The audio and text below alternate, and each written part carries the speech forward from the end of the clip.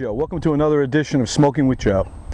I'm sitting here in Julietta, Denmark, on the sea, giving a presentation this week called Beyond Elite Performance, Patterns of Personal Performance. And I'm having a great time. Having a great time with the people who are here. Wish you were here with me in Denmark, having an experience about performance and what it means to be an elite top-level performer. Now, one of the things I wanted to talk about, because I've been talking about it already on my blog and my emails, is the idea of performance as related to individuals who are public figures. Now, so I don't get too much feedback on this that I don't really want to have to deal with, what I'm going to do is I'm going to leave the names out. But what I'm going to say is that there are individuals who are in the public sphere, and these individuals make mistakes that are on the public scene, or on the public platform, on the public stage. And sometimes we get to see what these people do in a way that they don't intend for us to see. They have no intention for us to know this about their life. They have no intention for us to be able to see these mistakes in this public forum, but because they're public figures, they have no choice. Now, what's interesting to me is that it seems as though they're not even thinking about what it is they're doing, not even thinking about how they're portraying themselves in the world. And it's amazing to me that somebody who's made their living, who has made the choice to be in that public domain in that way, isn't always recognizing they're in the public domain. Like, what's the surprise? They're out there doing what they do in front of everyone.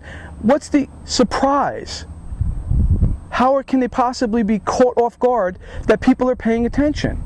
They want people to pay attention. They go out of their way to make sure people pay attention.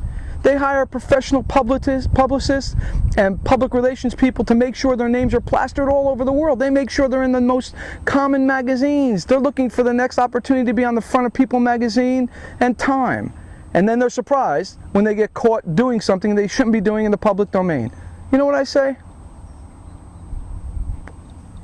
No surprise.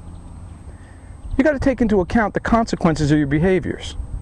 You got to take into account that when you do something, there are always going to be consequences. It's the famous law of reaction. Whatever you do, there's going to be a reaction to it. So don't be surprised. Think about it. There are going to be consequences to your behaviors and your performances. So don't just choose to do something because you're going to create an outcome that in the moment makes you feel good, that in the moment gives you something that you want. Instead, think about what's the big picture? What's the total experience that you're going to create for yourself and those around you, especially the people you love?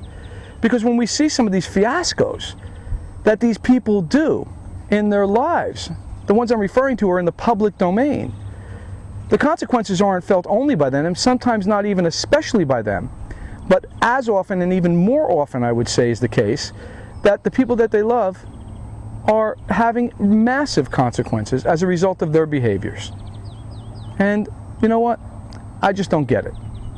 So I'm going to leave you with this today.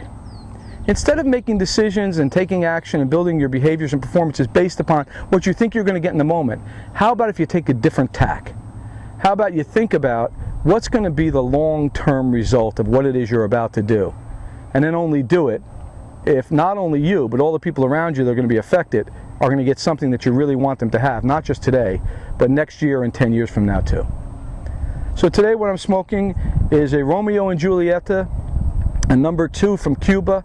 It's actually one of my favorite cigars, and I recommend that you go out and you get yourself a nice 5-pack of Romeo and Julietta number 2s and find yourself a nice place on the coast like I'm at today. And one of the best ways to do that, of course, is join me for one of my programs when I'm out here in Denmark or in Italy or wherever I go the next time around, that you can be with me.